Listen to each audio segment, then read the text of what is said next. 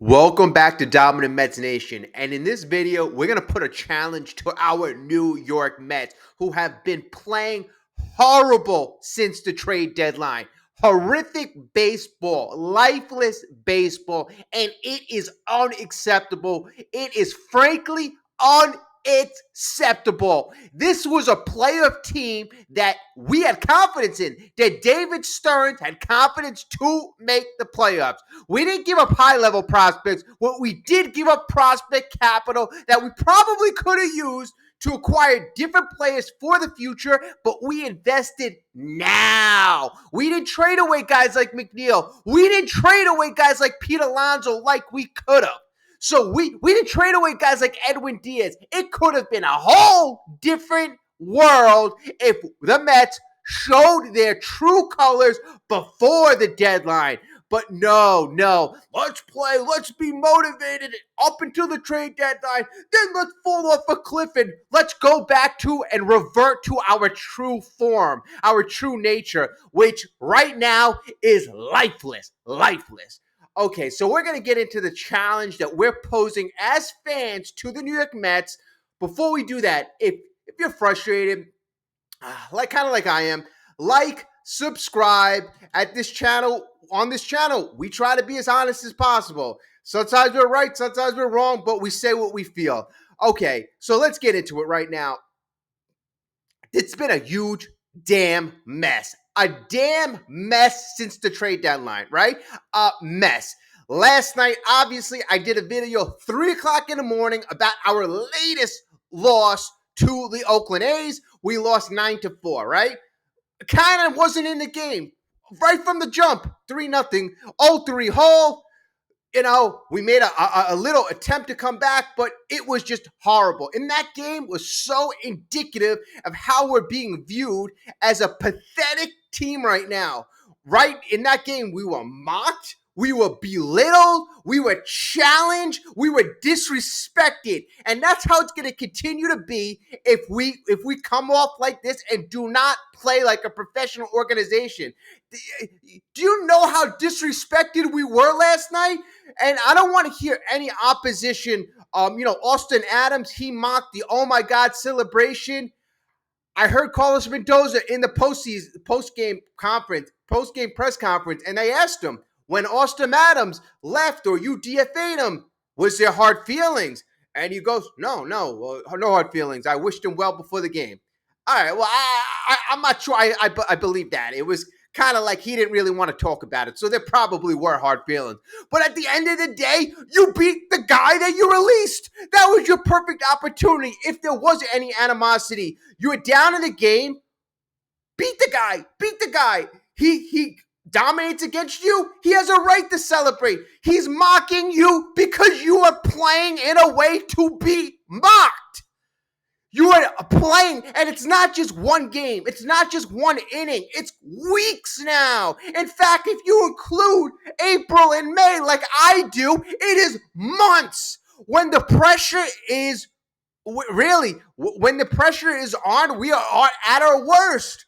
The only time it was in it for the players, okay, they don't want to move. They don't want to uproot their families. That's normal. That's natural. You have that extra motivating factor. But in terms of being that type of winning ball club, we don't have the guys in there. We don't. Pete Alonso, is he a winner? Is he a leader? Is he a guy who can hit in the clutch? No. Check mark all of them. Horrible. Pete Alonso had his opportunity to make bank. And like I keep saying, everybody's like, well, just sign him for a lot less money. He already turned down 7 years, $156 million. It was his job to prove he was worth more than that offer. But no, he has proven he is worth so much less than that offer. It is ridiculous. And don't tell me that the way Pete Alonso was that moving down to the fifth hole, that was a message. They weren't happy with the way Pete Alonso was playing. I don't know if they waited till after the trade deadline to send a message. I don't know if it was because the Angels series was just that horrendous. They picked that time to try to send the message. Obviously, Pete Alonso's impact in the clubhouse is not good. He doesn't have a calming presence. In 2022, at the end of the year, when we won 101 games, we fizzled out at the end of the year against the Braves and against the Padres. Last year, we were a dumpster fire. This year, when we have an opportunity to rally the troops and say, guys, get on my back, doesn't do it. And I'm looking at everybody. I'm looking at guys like, even though Lindor and Nimmo, they had their 2 months, but I look to everybody. But the guy right now who has his hand out saying, give me the money is Pete Alonso. So that's the guy I'm focusing on. But it's everybody. It's everybody. Alvarez, my guy, Francisco Alvarez. Yeah, I love the guy. I think he has a lot of winning attributes. He's hurt. He's injured. He's got shoulder injuries. He's got wrist injuries. It is damn tough for him to perform. He's trying his best. He's a guy I expect a lot more from, and trust me, folks, he will perform more in the future. The Senga thing, it feels like ever since the Senga news, everybody, I guess the starters were waiting. Let's hold off until Kodai comes back. And the last week, we've had our bullpen problems. In the last 2 weeks, we've had our lineup problems. And we've had now recently, as of late, as of the last week, now we don't have a starting rotation. So it is just one domino after the next. But when every domino doesn't click, it tells you that there's more there. It's more of a team thing. It's more of, everything, coaching, preparation.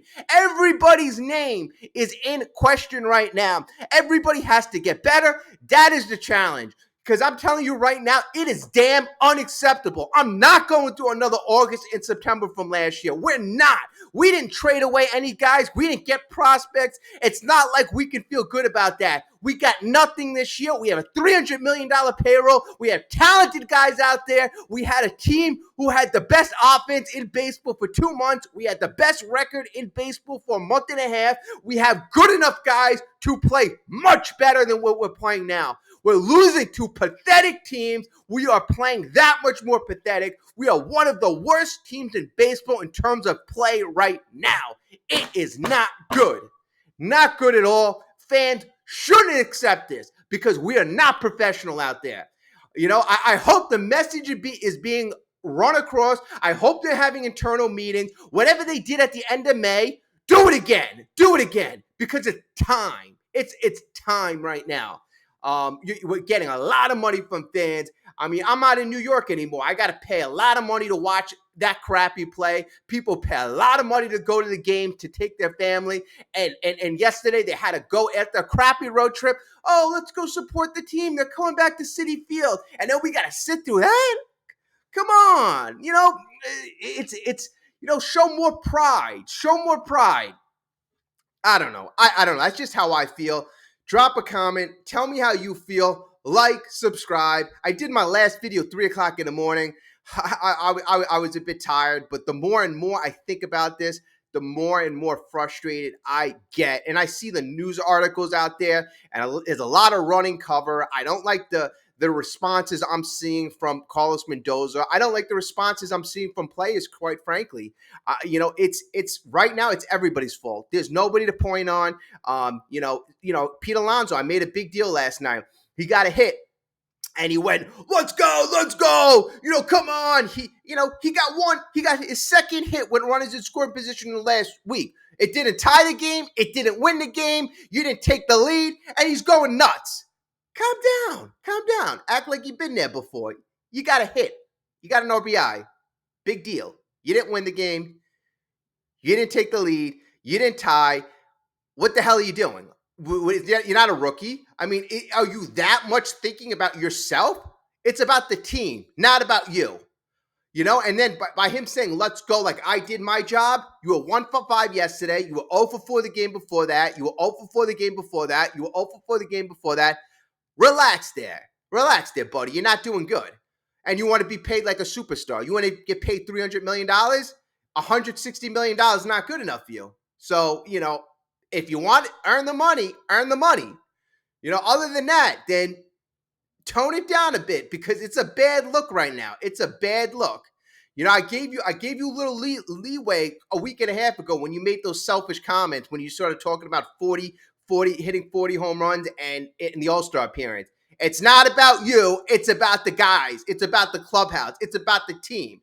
right? That selfish approach ever since then. And you're supposed to be the leader. You're supposed to be the veteran. It hasn't really motivated the team, has it?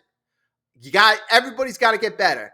Everybody, Lindor, Nimmo, Martinez, we hope he's okay. He got hit on the elbow, and they said he was hit right here. So the MRI came back as negative. So probably a lot of inflammation. That's a bad place to get hit. Wishing him the best, because when he came aboard, that's when we had that calming influence. So it's not good. This is my solution right now. You need a spark. You need a spark. Whether that's bringing up an Angel Acuna, somebody in the minor leagues. Hopefully he didn't get hurt recently, but he's a guy like that I would bring up to get that spark. The team has to see some excitement. I guess guys like Pete Alonso. It's been so long. They forgot how it feels to love the game, because right now it feels like a chore. It feels like they're working and they're doing a bad job at it. It was, you went to Seattle, you saw the Mariners, you saw that team having fun. We were like that like a month ago when we were at the Oh My God celebration, but we lost that excitement. We lost that passion. And, MLB seasons aren't easy. It's not for the faint of heart. But the good teams survive, and they only survive because they have the leadership on that organization, on that team, some of which we don't have. So, I wish, this turn around pretty quick, because I'm not going to accept it. I'm not. I'm going to break down what is going wrong every day until it gets better. Here's the thing. When things are going right, you don't look at what's wrong. But when things are going wrong, we're going to figure out what the heck's going wrong and things we need to improve.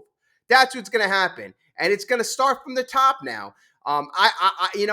Stearns, the thing about Stearns is you can't really attack Stearns, because Stearns said it from day one. It's about development, right? But we think this team is good enough to be a playoff team.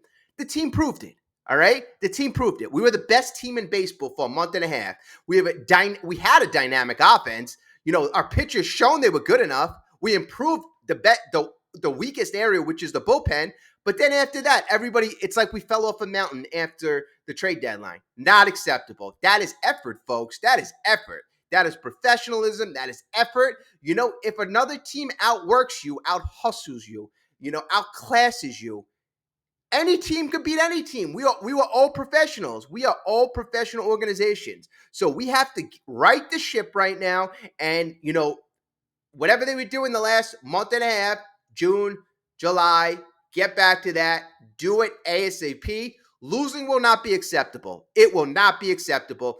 I expect tonight, you get revenge.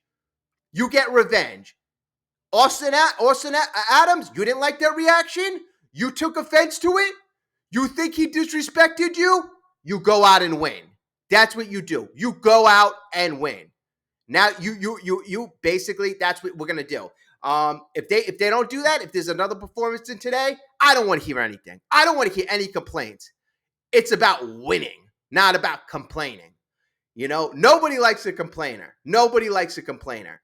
So let's get there. Like, subscribe. We're going to be starting to do memberships for this channel. So stay tuned. I'll let you know more information on that. But I will speak to you very soon, and keep up the good comments, because, it seems like we got smarter people who are Mets fans than, right now currently running the team at this moment. I mean, like,